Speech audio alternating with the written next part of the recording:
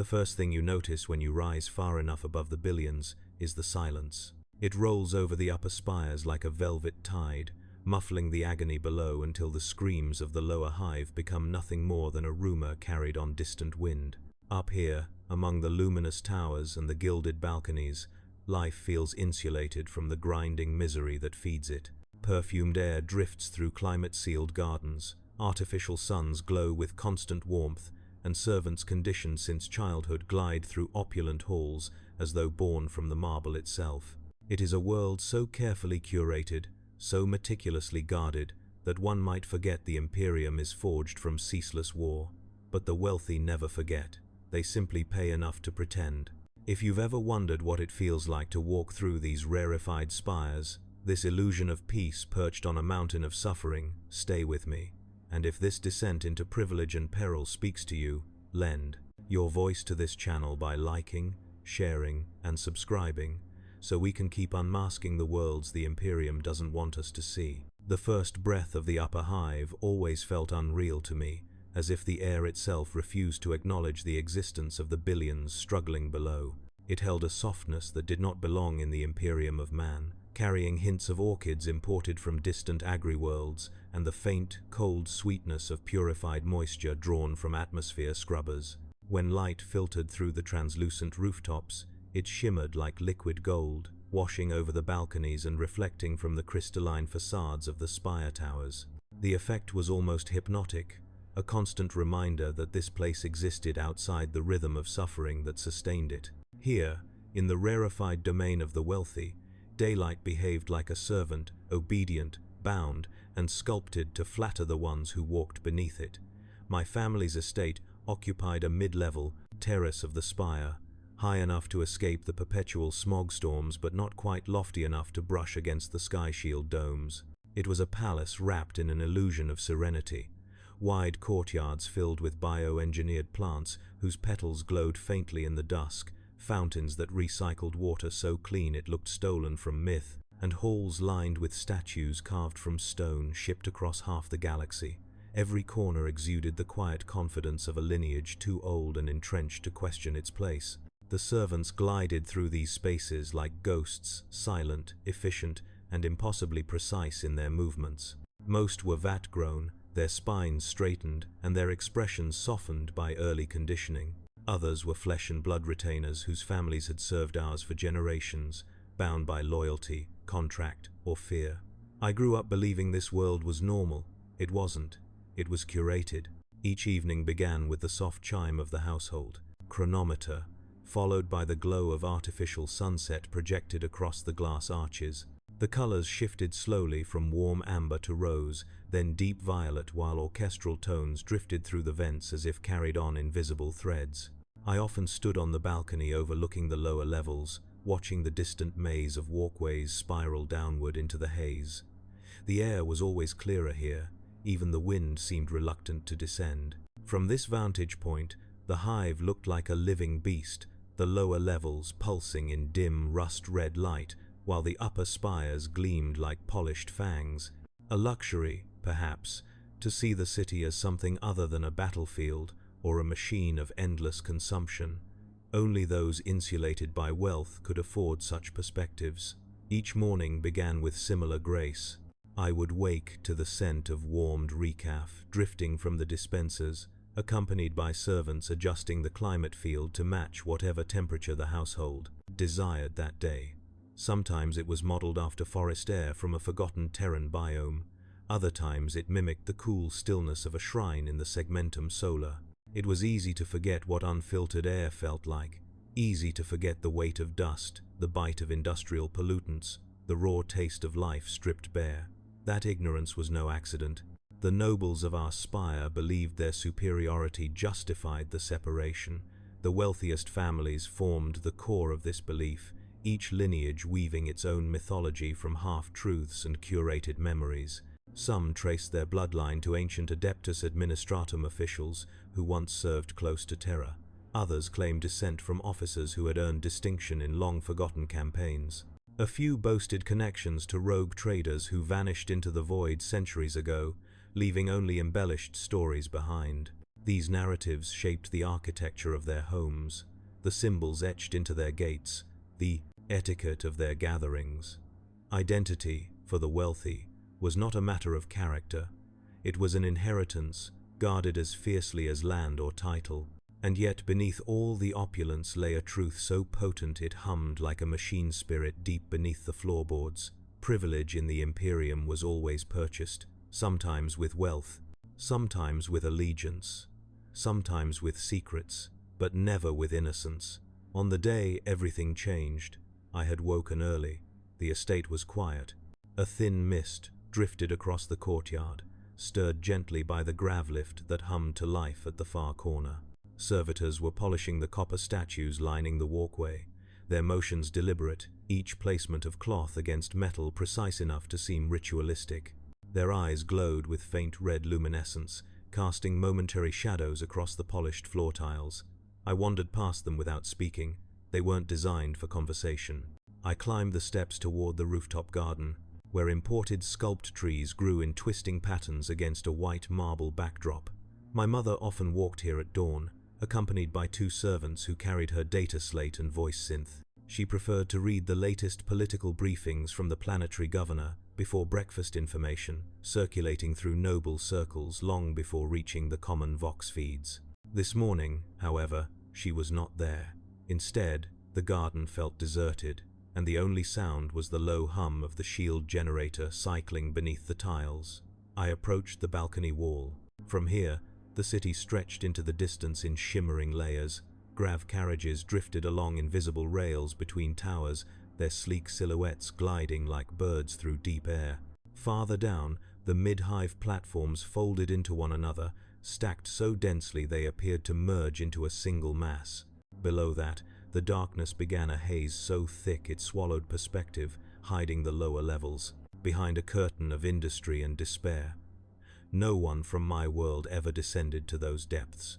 We told ourselves we didn't need to, that the administratum, the arbites, and the manufactorum overseers tended to those layers with brutal efficiency. But the truth lingered beneath the surface like a bruise.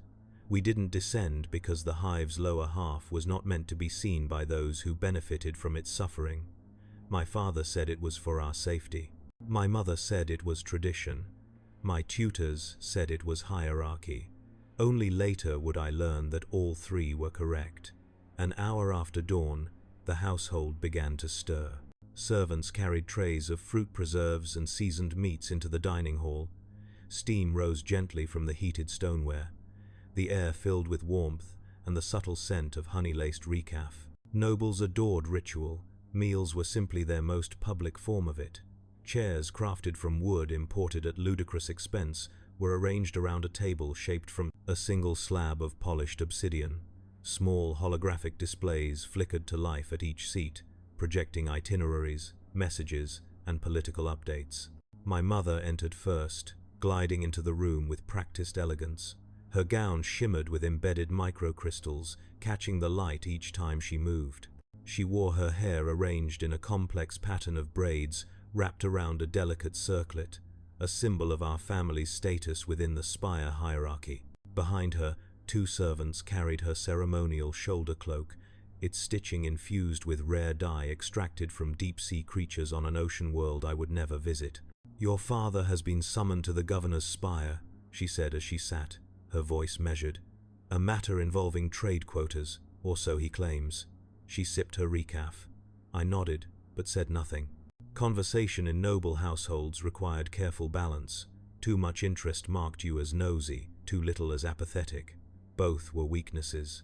Everything was political, even breakfast. As we ate, the holo table flickered with images from the world beyond the spire, a regiment of Astra Militarum marching toward the transports, arbites escorting prisoners through a narrow street, a manufactorum whistle signaling the start of the 3rd shift. My mother watched without expression. For her, hardship was something acknowledged distantly, like a statistical projection or a passing weather report. It did not intrude, it did not touch. When the broadcast shifted to a different district where workers queued for ration allotments, she waved her hand and the holo dimmed. "A pleasant atmosphere should not be polluted by such noise," she murmured. Noise. The word lingered.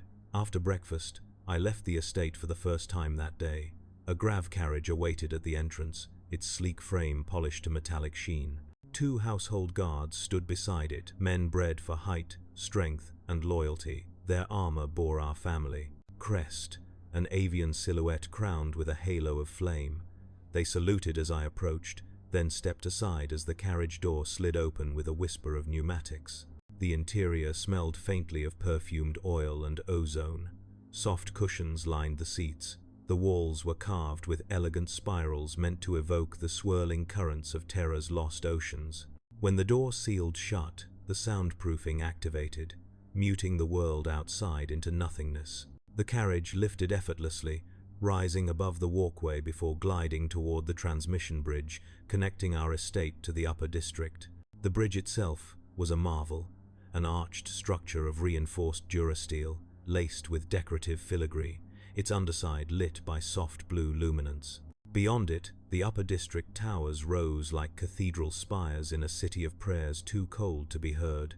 Their windows gleamed with mirrored surfaces, reflecting 1,000 distorted images of the sky. I rode through this world often, but never without feeling the subtle divide between belonging and merely existing within it.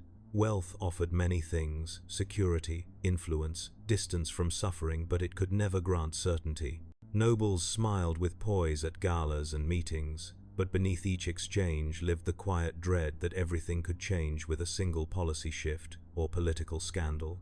The Imperium did not nurture stability. It demanded obedience and fed on fear. As the carriage glided through the final gate into the grand atrium of the upper district, the glow from hidden lumen strips washed across my face. Marble floors extended beneath towering archways etched with lines of high Gothic text. Noble banners hung from the ceiling like silent declarations of power. Servants wove through the crowd with trays of crystalline drinkware, filled with pale blue liquids that shimmered faintly with reactive chemicals. Beyond the atrium, a garden sprawled outward like a dream made solid. Trees from alien worlds grew alongside delicately engineered flowers that changed color in response to movement. Exotic birds imported at obscene cost fluttered between branches, their feathers shimmering with bioluminescent patterns. It was beautiful. And it was a lie. Because beauty in the Imperium was never free. It was purchased through exploitation, enforced by cruelty, and preserved through ignorance. The wealthy maintained these illusions to protect themselves from the truth, flowering beneath their feet, a truth built on crushed bodies and forgotten lives. Still, as the artificial sunlight warmed my face, it was easy to pretend. I walked deeper into the garden, surrounded by nobles whose laughter drifted like soft perfume. They wore layers of silk, armor-embedded jewelry, and expressions that hovered somewhere between pride and boredom. Some discussed investments in off-world mining colonies. Others debated which trade convoy routes had recently fallen prey to piracy. Their indifference to catastrophe felt as natural to them as breathing. Yet something tugged at me, a sense of imbalance. A whisper carried on the artificial breeze, hidden beneath the chatter. Rumors had begun circulating in recent days, small at first, then growing in confidence. Whispers about unrest in the lower levels, strange disappearances near manufactorum sectors, Skitari detachments marching at night without explanation, vox distortions flickering during administratum announcements. Even mentions unlikely as they seemed of strange shifts in the rhythm of the Astronomicon, spoken by those desperate for meaning. None of it was acknowledged openly, but the wealthy felt the tremor. I felt it. And though I tried to ignore it, I could not shake the impression that the distance protecting us was beginning to shrink, like a spire built on trembling foundations. A servant approached with a data slate. "Your presence is requested in the inner hall," he said, voice soft. I followed him through a wide archway, stepping into the cool, dim interior where nobles rarely walked alone. As the doors closed behind me, the air seemed to tighten, as though the spire itself had drawn a breath. And for the first time, I felt the shadows reaching upward, toward us, toward me. The inner hall smelled of incense and polished stone, a scent carefully chosen to convey solemnity without relinquishing the underlying sense of superiority that permeated every corner of the spire. Pale light filtered down from crystalline skylights overhead, casting subtle patterns across the marble floor like shifting constellations. At the far end, a group of retainers stood in a disciplined row, heads bowed and hands folded in perfect imitation of devotion. Their eyes flickered with the faint gleam of implanted augmetics, not enough to reveal their conditioning outright, but sufficient to remind anyone watching that even loyalty had been sculpted in this place. My mother stood at the center of the room, framed by attendants who adjusted the drape of her ceremonial cloak. The fabric flowed like liquid gold, revealing threads of metallic embroidery designed to reflect the light with each deliberate movement. She lifted her gaze when I entered, her expression composed but sharp, enough to suggest she'd been waiting. "There is a matter that requires discussion," she said, her voice echoing lightly in the vast space. "It concerns our position among the noble houses." I stepped closer, aware of the eyes of servants tracking the motion with quiet precision. They weren't meant to eavesdrop, but they didn't need to be told. Every syllable spoken in these halls inevitably became part of a larger story, carried between households by servants who understood far more than their masters assumed. "What's happened?" I asked, though the shift in her posture hinted at something beyond simple politics. "Lord Antraxis has taken offense to your father's recent negotiations with the governor," she said, smoothing an invisible crease from her gown. "He believes we are securing privileges that should have been offered to him first. And as you know, his family has long sought to undermine ours." The name hung in the air like a blade. House Antraxis, one of the oldest and most ruthless families in the Spire, renowned for navigating the shifting tides of noble politics with an almost predatory grace. Their scions were trained from birth to manipulate alliances with the same ease as breathing. They hosted lavish feasts where smiles concealed venom, and every toast carried the weight of veiled threat. Rumors whispered that they maintained quiet connections to off-world trade syndicates whose legality was questionable at best, but no one dared confront them openly. To accuse without proof was to declare war. My mother gestured for me to walk with her, and together we moved along the corridor that connected the hall to the main gallery. Portraits lined the walls, ancestors rendered in dramatic strokes, their faces stern and ageless. Each generation had fashioned its own legend, adding layers of myth atop whatever truth might have existed. Their eyes seemed to follow us, watching with silent judgment. "You will need to attend the Colland gathering tonight," she said. "Your presence will signal unity within our household, and it will allow you to observe the reactions of the other families." I knew what she meant. Noble gatherings weren't social events. They were performances, silent battlegrounds where alliances were formed, betrayed, or dissolved over the course of a single evening. Every gesture, every expression, every word was a weapon. A misplaced glance could shift the balance between households. Silence, used properly, could devastate reputations. My mother had taught me this from childhood, weaving lessons of etiquette with strategies of subtle warfare. "I'll attend," I replied, though a knot of unease tightened in my chest. As we walked, servants drifted in and out of side chambers, each moving with a grace so precise it bordered on mechanical. They spoke little, their voices always low, their actions synchronized as if following an unseen conductor.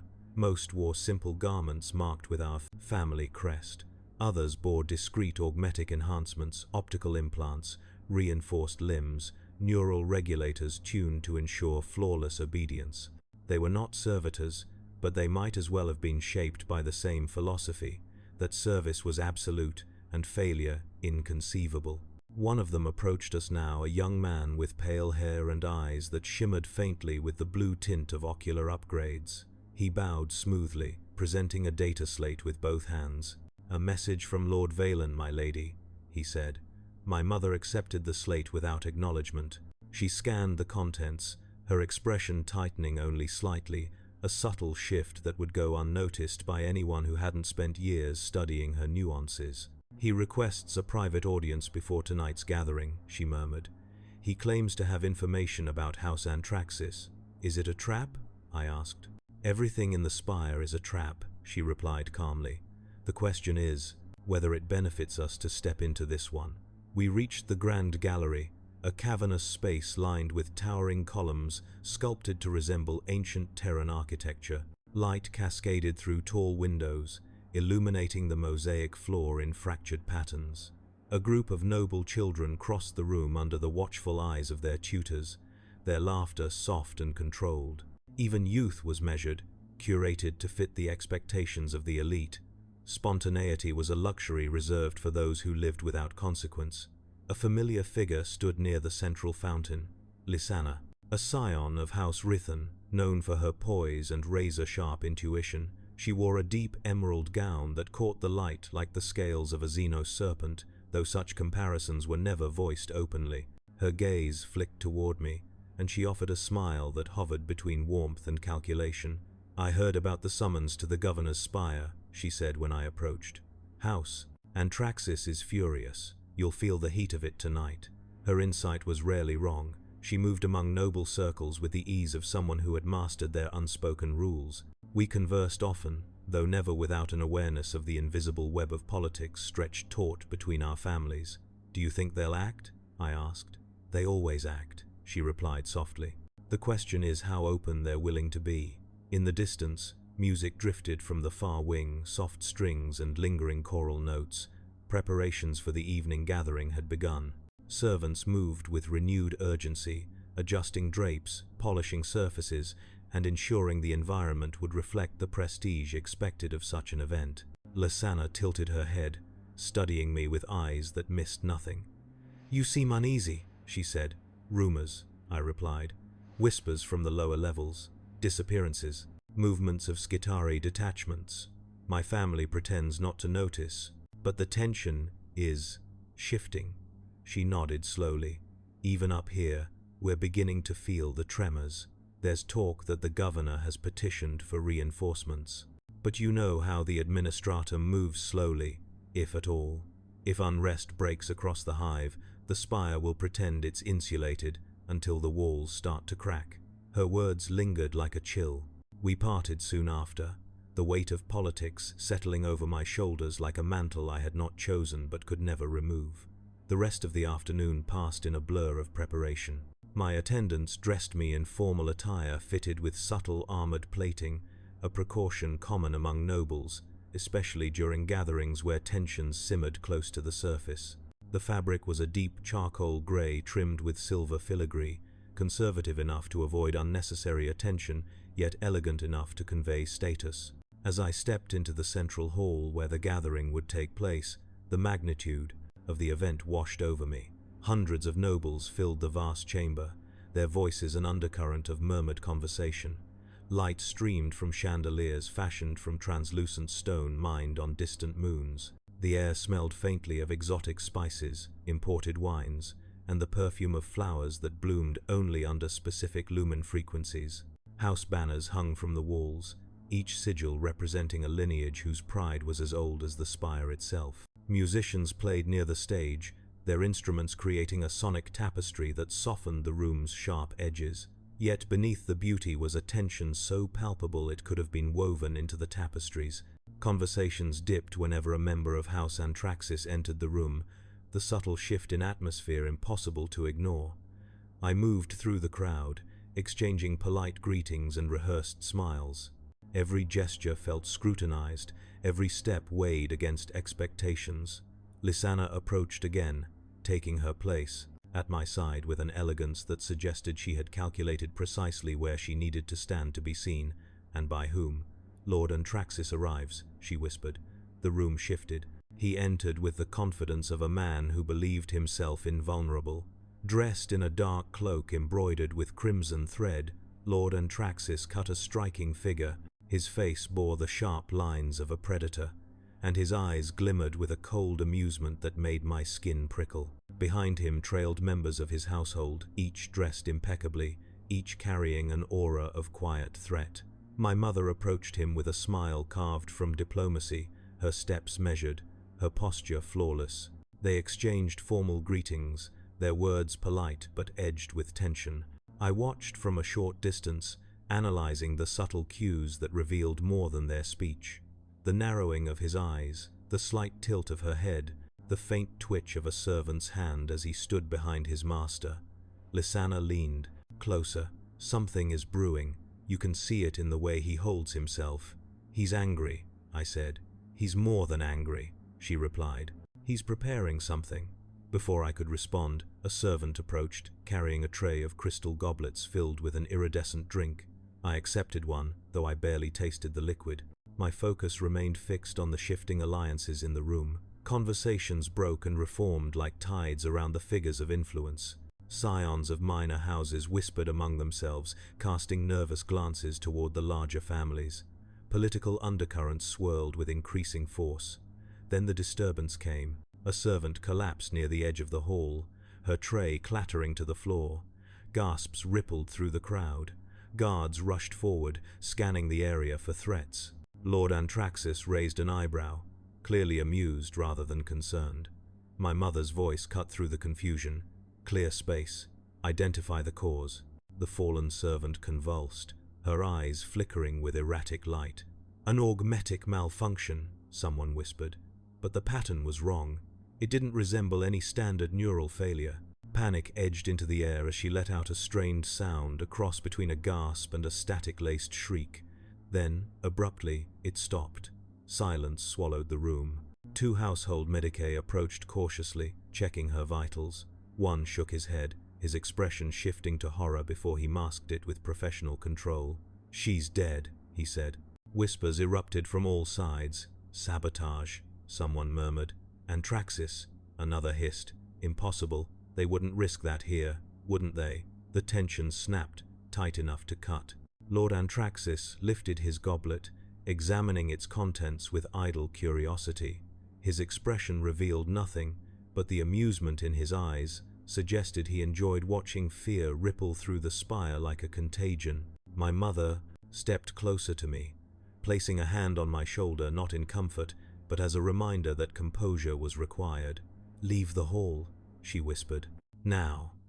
As I turned toward the exit, Lysana moved with me, her face pale. "This wasn't an accident," she said quietly. "Something is shifting in the foundations of the spire.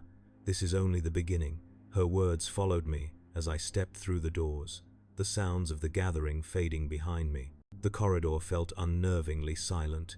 The shadows seemed deeper. And for the first time, I realized that privilege did not shield us. It simply delayed the impact. Far below, the hive stirred. Rumors moved like restless spirits, and the silent wars of the upper spire were about to be tested against something far more dangerous than politics. No lists, no breaks.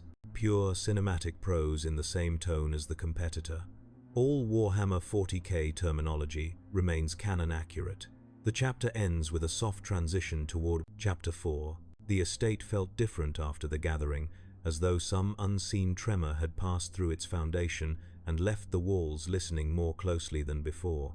Even the air seemed changed, carrying a faint metallic tang that clung to the back of my throat. Servants moved with subdued urgency, avoiding eye contact, their silence stretched taut with unspoken dread. Events like the one I had witnessed rarely stayed contained within the hall.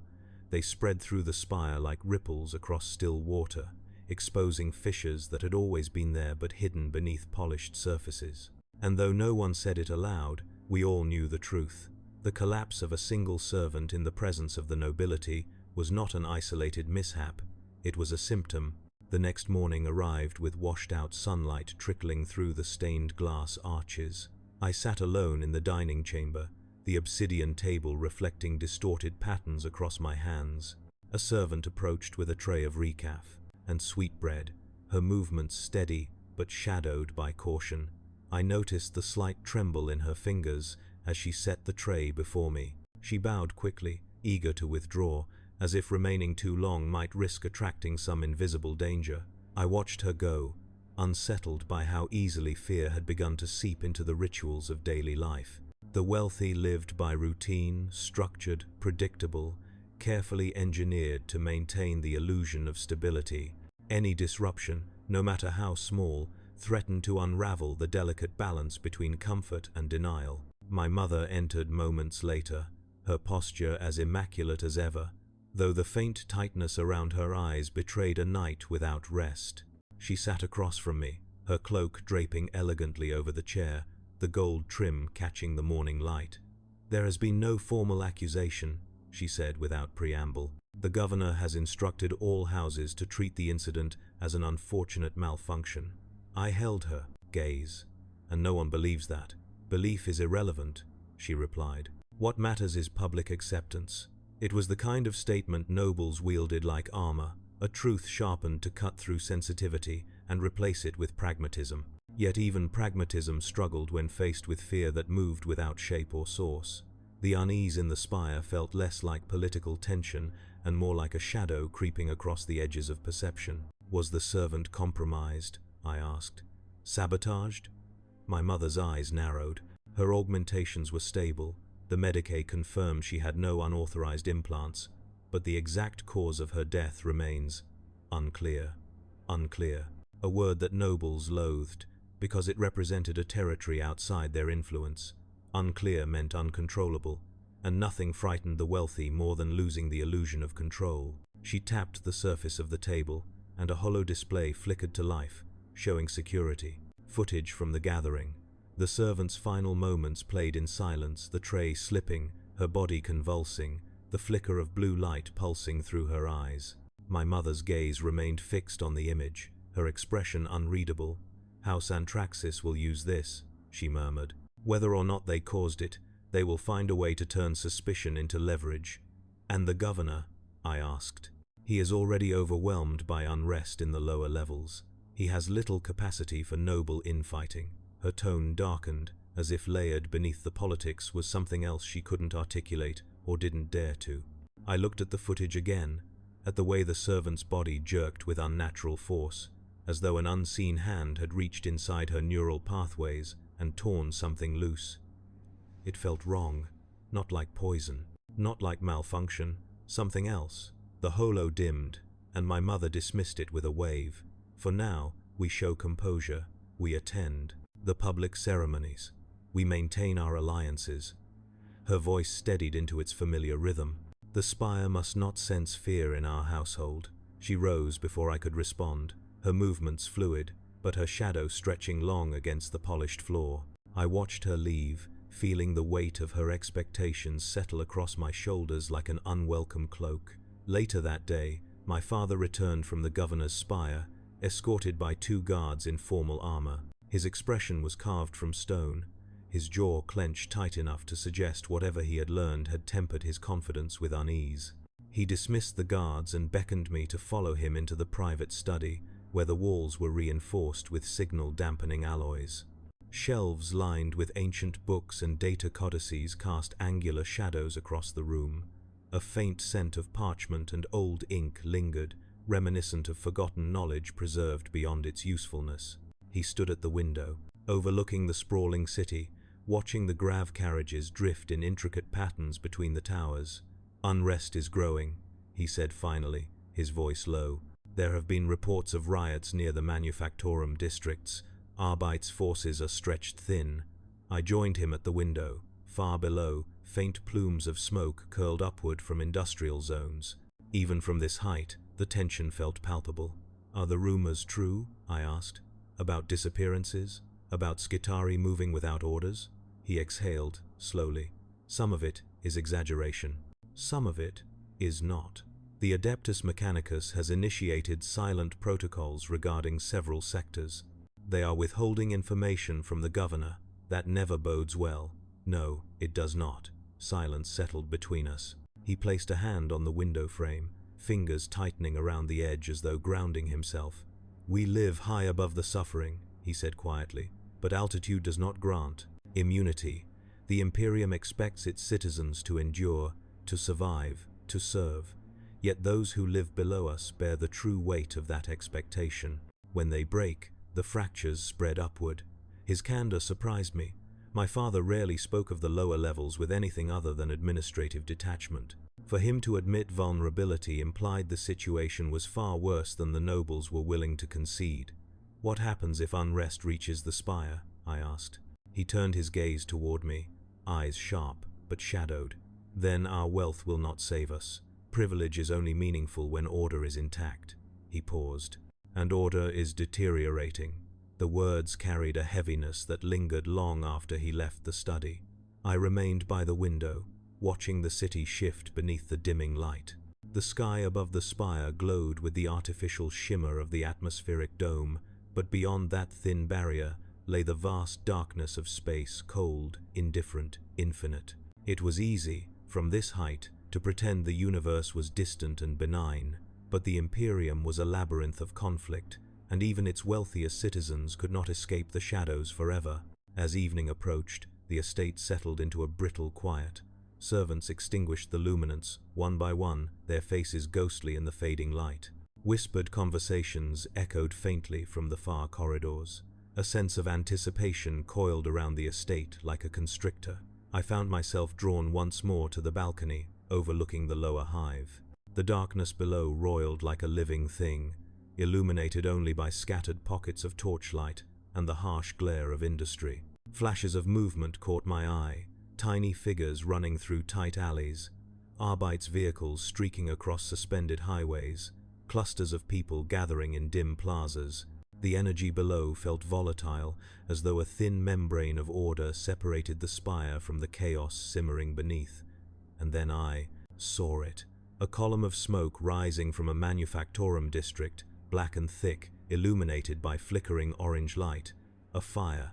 Not uncommon in the lower levels, but this one felt different. It spread too quickly, devouring entire structures in minutes. Alarms wailed faintly, carried upward by the wind, though the sound reached me only as a distant tremble. As I watched, a formation of Skitari marched into view, their movements unnervingly synchronized, their eyes glowing with unnatural intensity. They advanced toward the blaze without hesitation, their metallic limbs glinting under the industrial luminance. Even from this height, I could feel the weight of their presence, cold, methodical, unyielding. They disappeared into the smoke. A moment later, a second blaze erupted farther down the district, then a third, and suddenly, the lower hive wasn't simply restless, it was erupting. I gripped the balcony rail, the cold metal biting against my palms. The fires spread in waves, each one casting new shadows across the labyrinth below. The Arbeits' vehicles struggled to navigate the narrow passages, their sirens drowned out by the roar of the flames. And yet the spire remained eerily calm, its residents shielded by distance and denial. The wealthy would not panic, not yet. Panic was unbecoming. They would rationalize the chaos, insisting it was contained, manageable, irrelevant to their world. They would attend their gatherings, sip their rare spirits, and discuss the situation as though it were a problem confined to an administrative ledger. But I had seen enough to understand the truth. Distance no longer meant safety. A hiss of pneumatics broke my focus.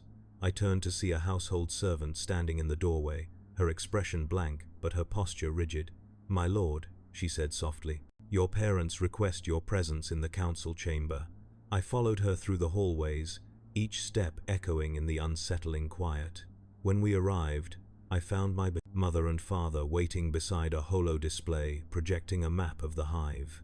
Red markers pulsed across the lower levels, each representing a site of unrest. My father gestured to the display. "The situation is escalating." My mother's voice was tightly controlled. "And the nobles will expect leadership." The weight of their words settled over me.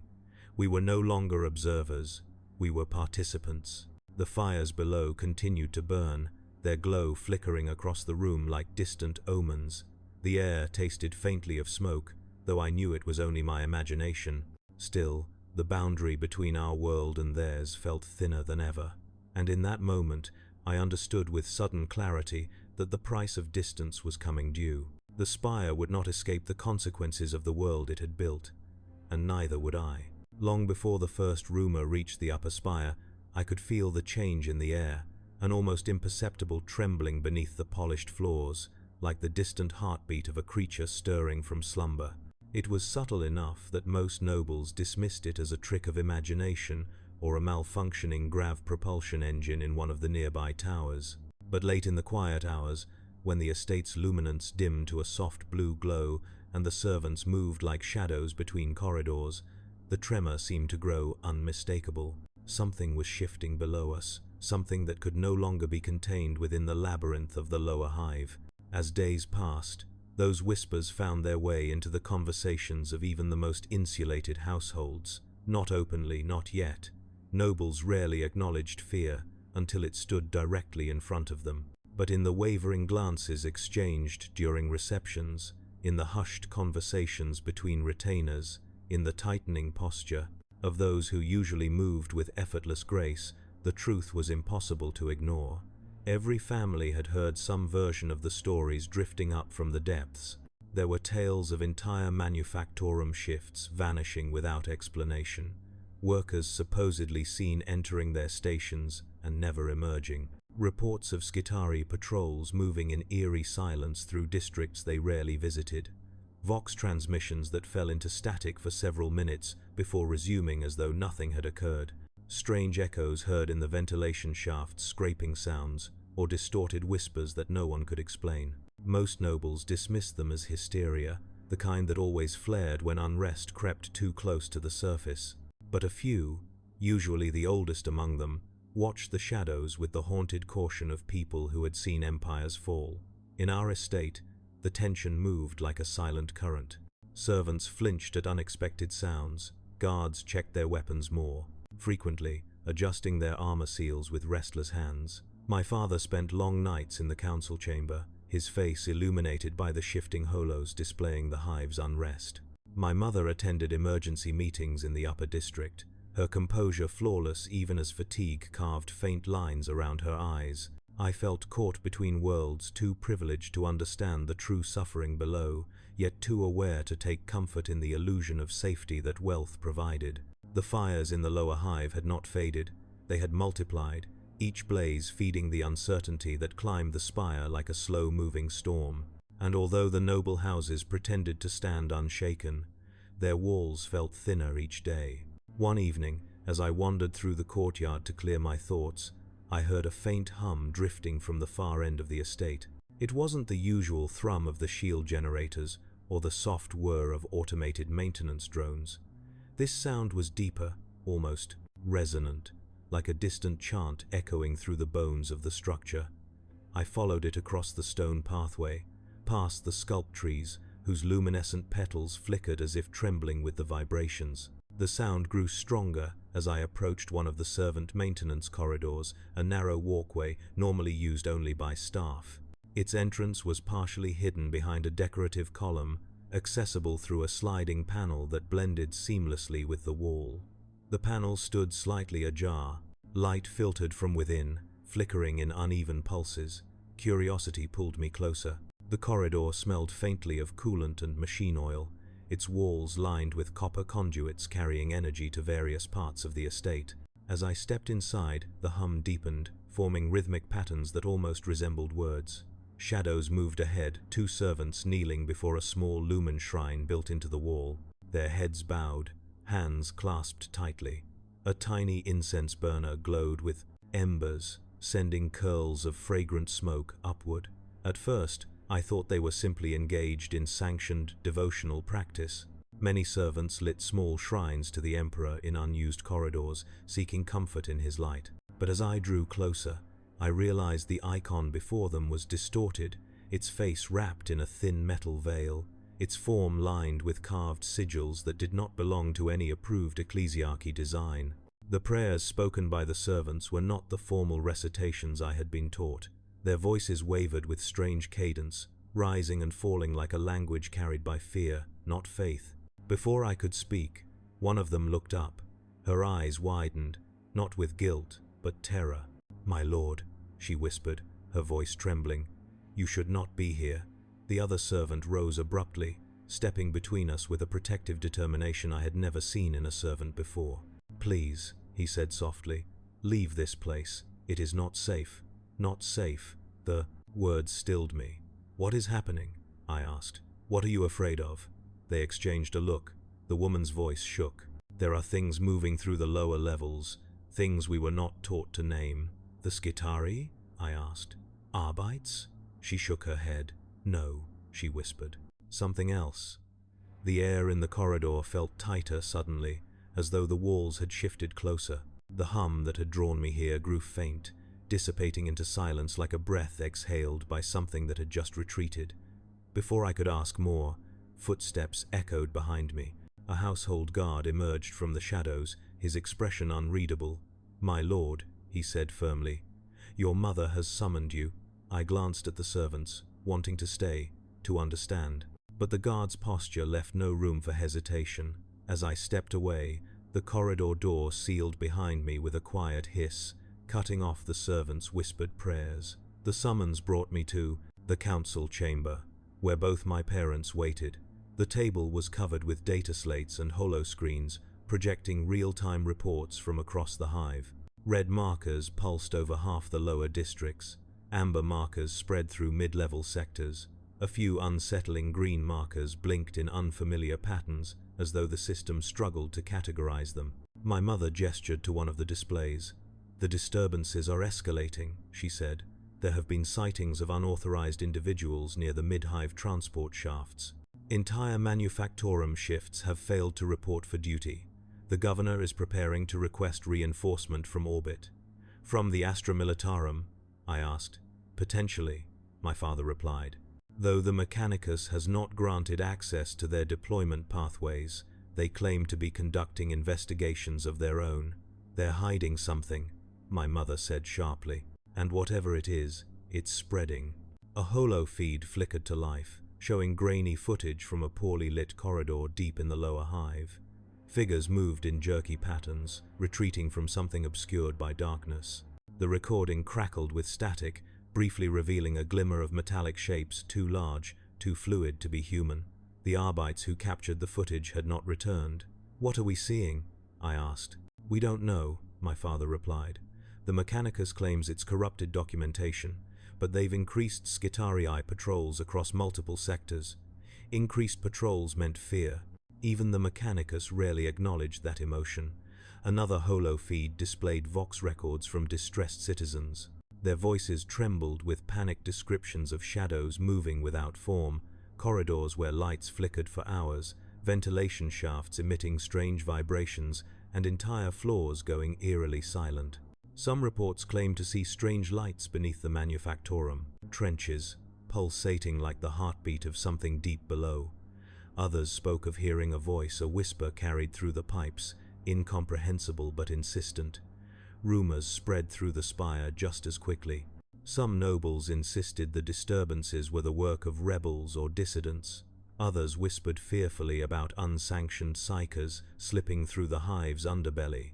A few, the most superstitious, muttered about warp echoes creeping into reality, possibilities immediately dismissed as hysterical but never fully forgotten. The most unsettling whispers claimed that something ancient had awakened in the underhive, stirred by the ceaseless industry and the relentless expansion of the manufactorums. Something that did not tolerate intrusion. At night, when the estate lay still, I found myself returning to the balcony, staring into the depths, as though the darkness might reveal answers the noble houses refused to seek. Fires still burned across the lower hive, their glow flickering like lamps marking the path of something rising. The sky above the spire shimmered with the artificial dome's protective layers, yet even that felt thinner now, as if the turbulent air below was pressing upward with intention. One night, the wind carried a sound so faint I almost doubted it a muffled boom, followed by several tremors. Buildings shook subtly, rattling the delicate glassware in the estate's dining hall. The lights flickered. The entire spire seemed to hold its breath. When the trembling settled, panic rippled through the noble districts. Families sealed their estates. Guards patrolled with charged shock mauls. Vox grills whispered with urgent communications the wealthy were not meant to hear. Still, the nobles refused to admit danger. They gathered for private feasts, served by trembling servants, insisting that the situation would stabilize. "The Imperium has endured far worse," they said. "The lower hive always burns, it always recovers." But their smiles no longer reached their eyes. One evening, Lysana visited our estate under the pretense of a routine social call. Her eyes carried exhaustion, and her posture, though poised, betrayed tension. "There are whispers," she said quietly when we found privacy in the garden. "Not just in the lower hive. Among the nobles as well. What kind of whispers? She hesitated, glancing around as though the sculptures might be listening. Some believe the Emperor's light is shifting, she said softly, that the Astronomicon faltered, even if only for moments. That's only rumor, I replied. All rumors begin somewhere, she said, and fear shapes them. I looked into the darkness below. Fires glowed like dying stars. What do you believe? She exhaled. I believe we've ignored the foundations for too long. Something down there is changing. And it's rising. Her words lingered in the air long after she left. That night, I dreamed of the lower hive not as a collection of corridors and manufactorums, but as a vast, breathing labyrinth stretching into eternity. The fires pulsed like veins, shadows moved with purpose, and somewhere in the depths, a whisper called upward, repeating a word I couldn't decipher, but could feel in my bones. When I woke, the air felt colder. The spire itself felt alive. And for the first time, I realized the whispers weren't just rumors. They were warnings. Warnings we had ignored too long. Warnings that would soon reach the world of privilege we believed untouchable. Warnings that the golden illusion surrounding us was beginning to crack. In the final days before the spire truly trembled, the world of privilege we had wrapped ourselves in began to feel like a thin sheet draped over something restless and immense. Every corridor seemed narrower, every window darker, every gleaming ornament somehow strained beneath its own polished weight. The estate's servants moved with haunted eyes, flinching at distant vibrations that no one else claimed to hear.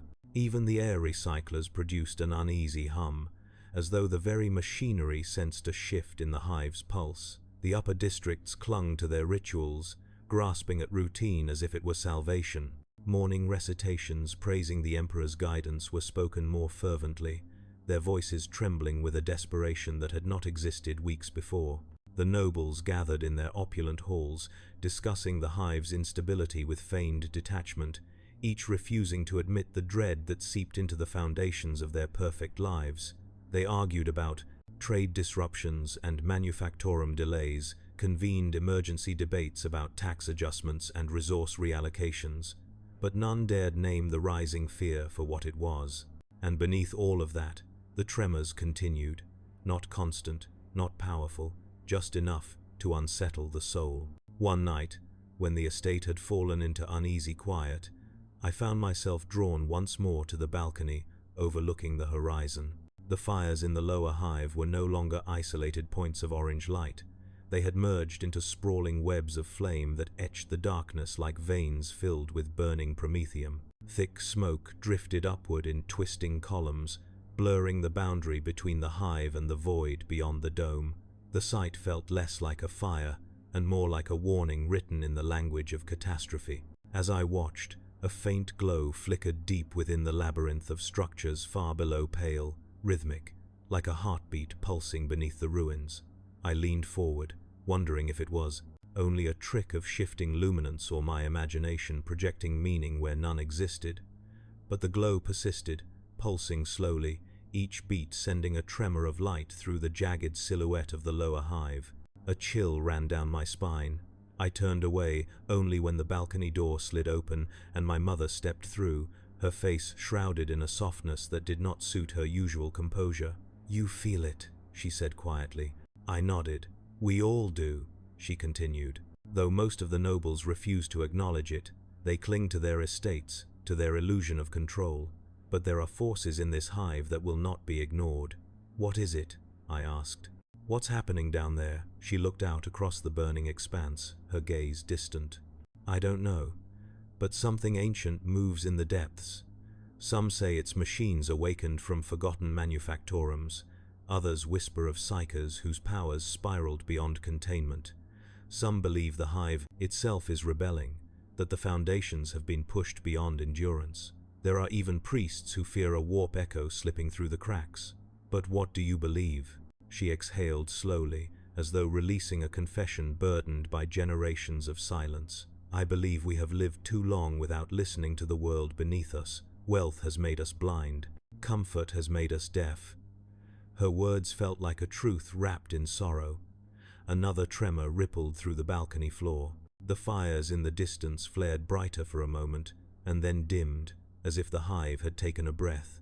My mother placed her hand over mine. There will come a moment when we must choose whether to stand with those who struggle beneath us or seal ourselves away. Many nobles have already chosen the latter. What will we choose? She did not answer. The next morning, the estate woke to chaos. Emergency voxcasts crackled through the hallways, their messages riddled with static. The governor's voice tried to maintain order, demanding calm, but even through the distortion, I could hear the strain tugging at the edge of his words. Reports flooded in from across the hive, manufactorum collapses, communication failures, skittery detachments silent for hours, corridors sealed without command input. The disturbances that once felt distant now clawed at the threshold of the upper districts. I found my father in the council chamber, surrounded by data slates projecting collapsing infrastructure maps. Entire sectors blinked red. Supply depots showed unauthorized breaches. Power grids flickered with erratic surges. Mechanicus symbols marked regions they had cordoned off without explanation. "They're hiding something," my father muttered, pacing with agitation. "We cannot protect the estate without knowing what we're facing." "I heard the servants speaking this morning," I told him. "They said the lower hive has gone silent." He stopped. "Silent," I nodded. "Lights out, vox dead, no movement." Silence, in the underhive, was more terrifying than any riot.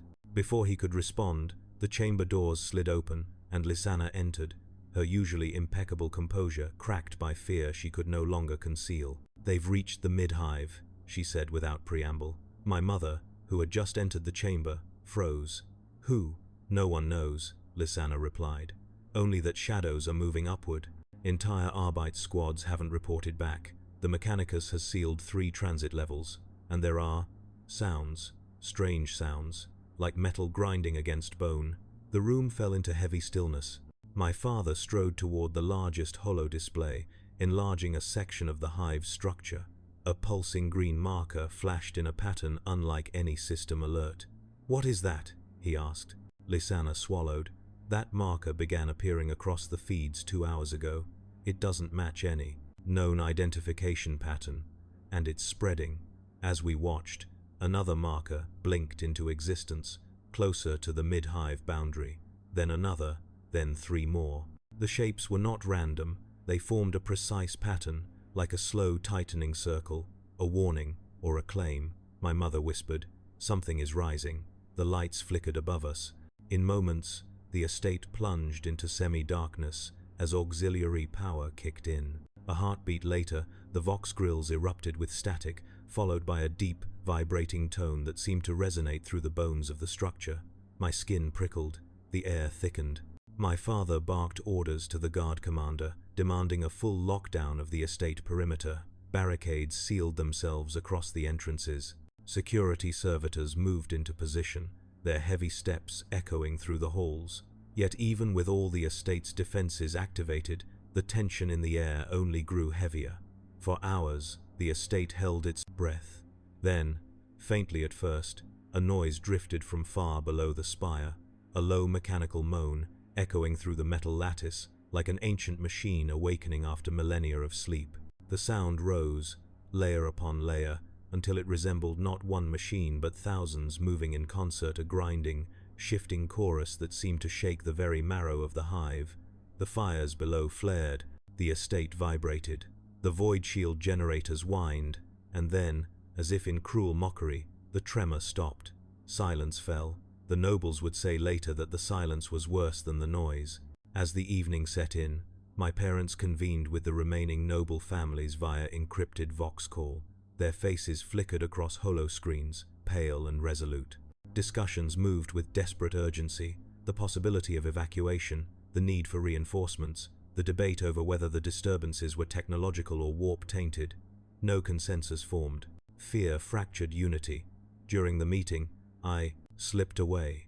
Something in the silence called to me again, the same faint resonance I had felt near the maintenance corridor days before. My feet carried me through dim hallways, past locked chambers and silent statues, until I reached a familiar panel behind the decorative column. It stood ajar again. This time, though, I heard no hum, no chanting, only the faint whisper of cold air moving through the passage.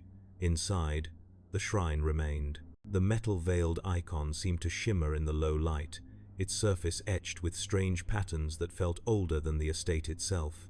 The incense burner was cold, the corridor felt abandoned, but the air pulsed softly, like the final exhalation of a dying flame. As I stepped closer, a voice drifted through the ventilation shafts. Not a whisper, a cry, a human cry, followed by another. Servants. I ran. My feet pounded across the floor as I followed the echoes deeper into the estate, down stairwells, through narrow passageways, until I emerged. In the lower maintenance levels, guards converged, weapons raised, but their hands trembled at the sight before us. A section of the floor had collapsed inward, creating a jagged tier that exposed the machinery beneath. Smoke drifted upward, sparks crackled from severed conduits. Servants stood at the edge of the collapse, their faces pale. A sound rose from below, a scraping, like metal claws dragging across steel. Guards stepped back instinctively, then the lights flickered, and something moved in the darkness beneath the shattered floor, something vast, shifting with mechanical inevitability. I glimpsed only fragments, the reflection of metal, the glint of complex geometry, the suggestion of limbs that did not follow human design. But even those glimpses carved fear into my soul. The guards fired immediately, last bolts raining into the pit. Sparks exploded as beams struck metal. The thing below recoiled, not in pain, but in irritation. A low vibration rumbled through the fane. Structure. The noble illusion was over. My father arrived with reinforcements, his voice commanding, but even he could not disguise the dread in his eyes. Seal the lower levels. Now. The estate's automated defenses activated, dropping reinforced plating across the passageways. The remaining openings sealed with thick ceramite barriers. But as the last barrier dropped, a final sound echoed from the depth, a mechanical scream, ancient, triumphant, rising like a signal. The hive answered. Lights across the estate dimmed again. Vox grills erupted in static. The fires below surged outward, illuminating the hive like a dying sun. And as I stood with the nobles crowded behind barricades, I realized something that chilled me more than the sight of the mechanical form. We had always believed the lower hive existed beneath us, but as the walls shuddered beneath the force of something colossal rising, I understood a truth whispered only in frightened prayers. We were the ones built upon its back. The hive was never ours. We were only tenants in a world far older, far hungrier. And now the veil between those worlds had finally torn. A final tremor shook the spire, more powerful than any before. Portraits fell from walls, statues cracked, the courtyard fountains erupted in plumes of displaced water. Through the balcony windows, I saw towers collapsing in the distance as shadows moved beneath them like serpents coiling upward. Behind me, nobles prayed. Guards steadied weapons. My parents exchanged a look filled with everything they had never said aloud. Lysana whispered, "It's here." The lights went out. Complete darkness. Only the glow of distant fires lit the edges of the estate. Something moved outside, heavy and deliberate. The final illusion shattered, and in that breathless darkness, stripped of wealth, stripped of pretense, stripped of the golden veneer of privilege, we finally faced the truth. All our luxuries had been borrowed from a world we will to, never understood. And the debt had come due,